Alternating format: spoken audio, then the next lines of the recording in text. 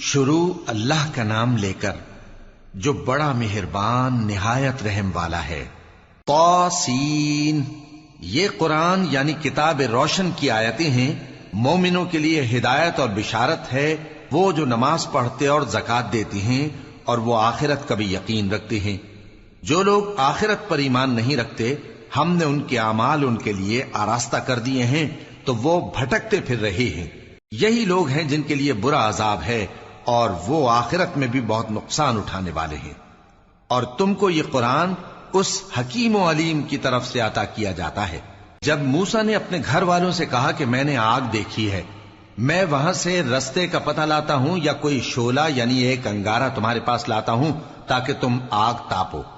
جب موسیٰ اس کے پاس آئے تو ندا آئی کہ وہ جو آگ میں تجلی دکھاتا ہے بابرکت ہے، اور وہ جو آگ کے ارد گرد ہے، اور اللہ جو تمام عالم کا پروردگار ہے پاک ہے۔ اے موسیٰ، میں اللہ ہوں، عزت والا، حکمت والا، اور اپنی لاٹھی ڈال دو۔ سو جب اسے دیکھا تو اس طرح حرکت کر رہی تھی گویا سانپ ہے، تو پیٹ پھیر کر بھاگے اور پیچھے مڑ کر نہ دیکھا۔ فرمایا، اے موسیٰ ڈرو مت، میرے پاس پیغمبر ڈرا نہیں کرتے۔ ہاں، جس نے ظلم کیا پھر برائی کے بعد اسے نیکی سے بدل دیا تو میں بخشنے والا مہربان ہوں۔ اور اپنا ہاتھ اپنے گریبان میں ڈالو، بے عیب سفید و روشن نکلے گا۔ ان 2 معجزوں کے ساتھ جو 9 معجزوں میں داخل ہیں فرعون اور اس کی قوم کے پاس جاؤ کہ وہ بدکردار لوگ ہیں۔ پھر جب ان کے پاس ہماری روشن نشانیاں پہنچیں تو کہنے لگے یہ کھلا جادو ہے، اور بے انصافی اور غرور سے ان کو ماننے سے انکار کیا، جبکہ ان کے دل ان کو مان چکے تھے۔ سو دیکھ لو کہ فساد کرنے والوں کا انجام کیسا ہوا۔ اور ہم نے داؤد اور سلیمان کو علم بخشا، اور انہوں نے کہا کہ اللہ کا شکر ہے جس نے ہمیں اپنے بہت سے مومن بندوں پر فضیلت دی۔ اور سلیمان داؤد کے قائم مقام ہوئے اور کہنے لگے کہ لوگوں، ہمیں اللہ کی طرف سے پرندوں کی بولی سکھائی گئی ہے اور ہر چیز عنایت فرمائی گئی ہے، بے شک یہ اس کا خاص فضل ہے۔ اور سلیمان کے لیے جنوں اور انسانوں اور پرندوں کے لشکر جمع کیے گئے اور پھر ان کی جماعتیں بنائی گئیں، یہاں تک کہ جب چیونٹیوں کے میدان میں پہنچے تو ایک چیونٹی نے کہا کہ چیونٹیوں، اپنے اپنے بلوں میں داخل ہو جاؤ، ایسا نہ ہو کہ سلیمان اور اس کے لشکر تم کو کچل ڈالیں اور ان کو خبر بھی نہ ہو۔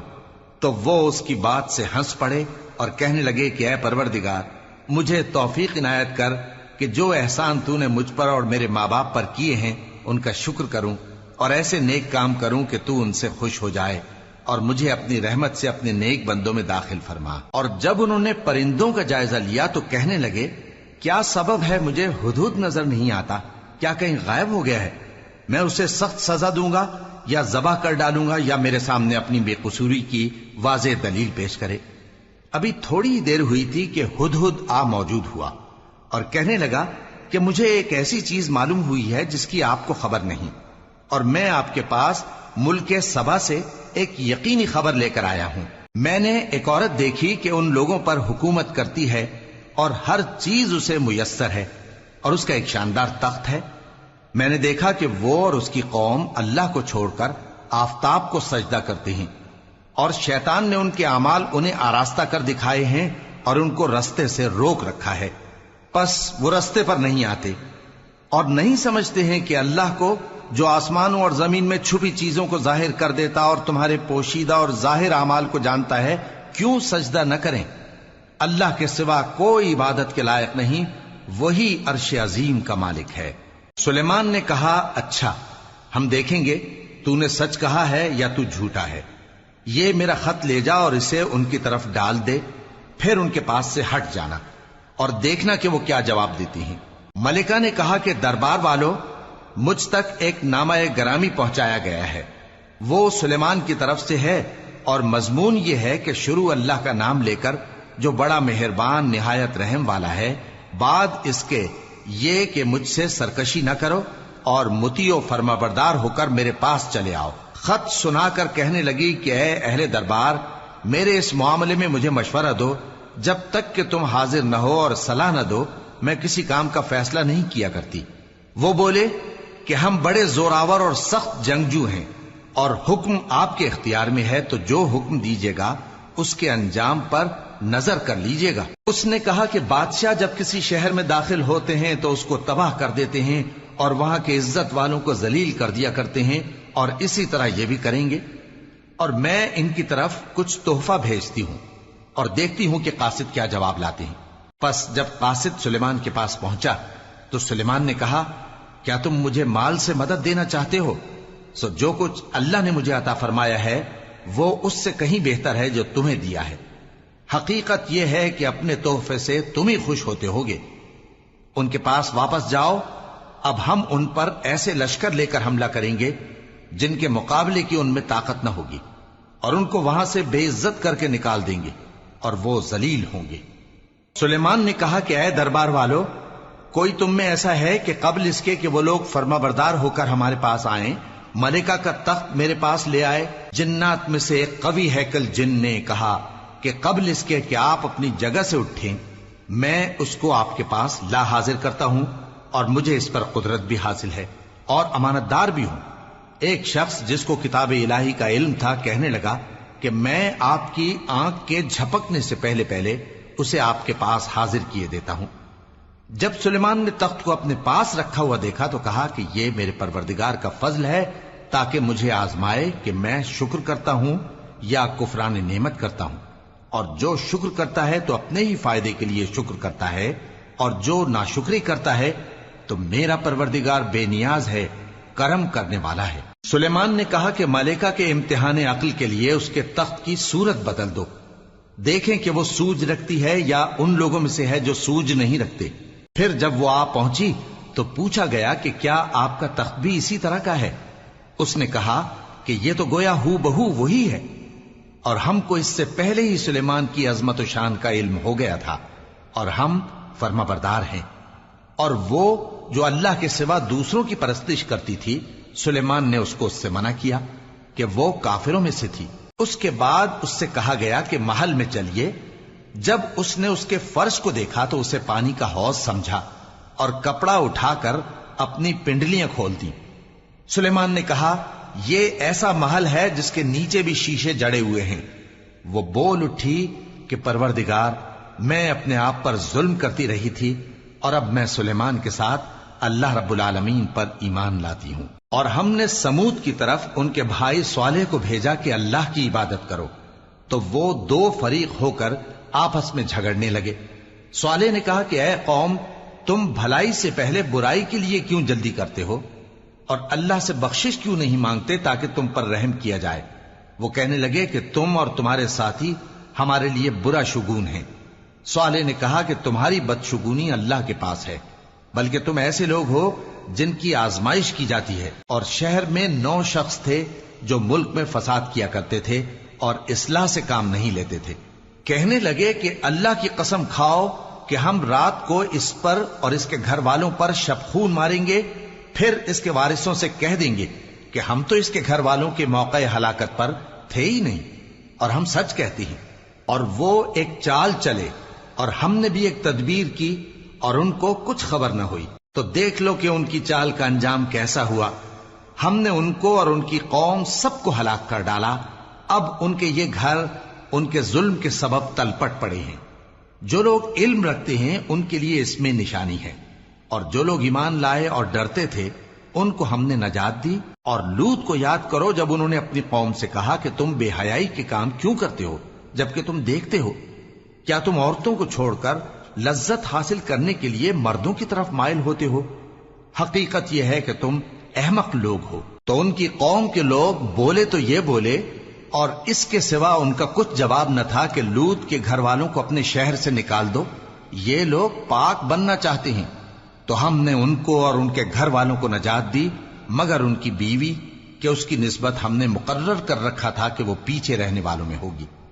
اور ہم نے ان پر مے برسایا، سو جو مے ان لوگوں پر برسا جن کو متنبع کر دیا گیا تھا برا تھا۔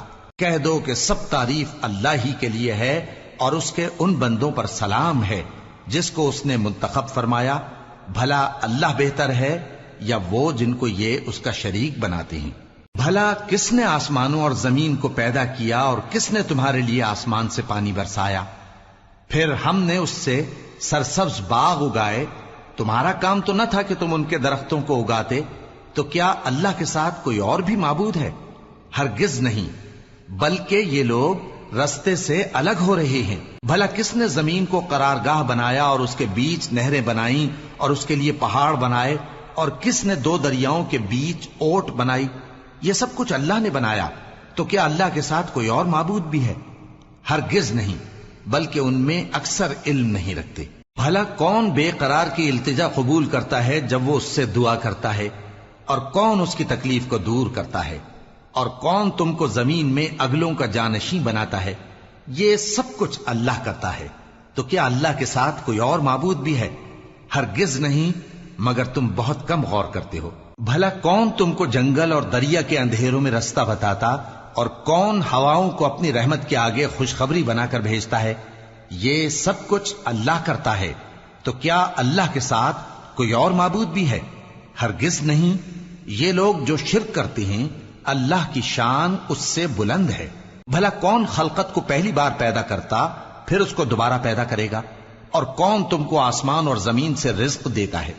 یہ سب کچھ اللہ کرتا ہے، تو کیا اللہ کے ساتھ کوئی اور معبود بھی ہے؟ ہرگز نہیں۔ کہہ دو کہ مشرکو، اگر تم سچے ہو تو دلیل پیش کرو۔ کہہ دو کہ جو لوگ آسمانوں اور زمین میں ہیں اللہ کے سوا غیب کی باتیں نہیں جانتے، اور نہ یہ جانتے ہیں کہ کب زندہ کر کے اٹھائے جائیں گے، بلکہ آخرت کے بارے میں ان کا علم ختم ہو چکا ہے، بلکہ یہ اس کی طرف سے شک میں ہیں، بلکہ یہ اس سے اندھے ہو رہے ہیں۔ اور جو لوگ کافر ہیں کہتے ہیں کہ جب ہم اور ہمارے باپ دادا مٹی ہو جائیں گے تو کیا ہم پھر قبروں سے نکالے جائیں گے؟ یہ وعدہ ہم سے اور ہمارے باپ دادا سے پہلے سے ہوتا چلا آیا ہے، کہاں کا اٹھنا اور کیسی قیامت؟ یہ تو صرف پہلے لوگوں کی کہانیاں ہیں۔ کہہ دو کہ ملک میں چلو پھرو، پھر دیکھو کہ گناہگاروں کا انجام کیا ہوا ہے، اور ان کے حال پر غم نہ کرنا، اور نہ ان چالوں سے جو یہ کر رہے ہیں تنگ دل ہونا۔ اور کہتے ہیں کہ اگر تم سچے ہو تو یہ وعدہ کب پورا ہوگا؟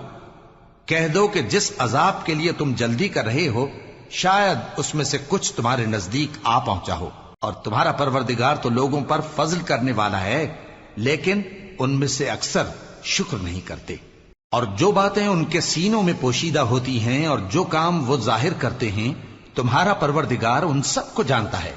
اور آسمانوں اور زمین میں کوئی پوشیدہ چیز نہیں ہے مگر یہ کہ وہ ایک کتاب روشن میں لکھی ہوئی ہے۔ بے شک یہ قرآن بنی اسرائیل کے سامنے اکثر باتیں جن میں وہ اختلاف کرتے ہیں بیان کر دیتا ہے، اور بے شک یہ مومنوں کے لیے ہدایت اور رحمت ہے۔ تمہارا پروردگار قیامت کے روز ان میں اپنے حکم سے فیصلہ کر دے گا، اور وہ غالب ہے، علم والا ہے۔ تو اللہ پر بھروسہ رکھو، تم تو صاف حق پر ہو۔ کچھ شک نہیں کہ تم مردوں کو بات نہیں سنا سکتے، اور نہ بہروں کو جبکہ وہ پیٹ پھیر لیں آواز سنا سکتے ہو، اور نہ اندھوں کو گمراہی سے نکال کر رستہ دکھا سکتے ہو۔ تم تو انہی کو سنا سکتے ہو جو ہماری آیتوں پر ایمان لاتے ہیں، پھر وہ فرما بردار ہو جاتے ہیں۔ اور جب ان کے بارے میں عذاب کا وعدہ پورا ہوگا تو ہم ان کے لیے زمین میں سے ایک جانور نکالیں گے جو ان سے باتیں کرے گا۔ یہ ہم اس لیے کریں گے کہ لوگ ہماری آیتوں پر ایمان نہیں لاتے تھے۔ اور جس روز ہم ہر امت میں سے ایک بڑے گروہ کو جمع کریں گے جو ہماری آیتوں کی تکذیب کرتے تھے، پھر ان کی جماعت بندی کی جائے گی، یہاں تک کہ جب سب آ جائیں گے تو اللہ فرمائے گا کہ کیا تم نے میری آیتوں کو جھٹلا دیا تھا، حالانکہ تم نے اپنے علم سے ان کا احاطہ تو کیا ہی نہ تھا؟ بھلا تم کیا کرتے رہتے تھے؟ اور ان کے ظلم کے سبب ان کے حق میں وعدہ عذاب پورا ہو کر رہے گا تو وہ بول بھی نہ سکیں گے۔ کیا انہوں نے نہیں دیکھا کہ ہم نے رات کو اس لیے بنایا ہے کہ اس میں آرام کریں، اور دن کو روشن بنایا ہے کہ اس میں کام کریں؟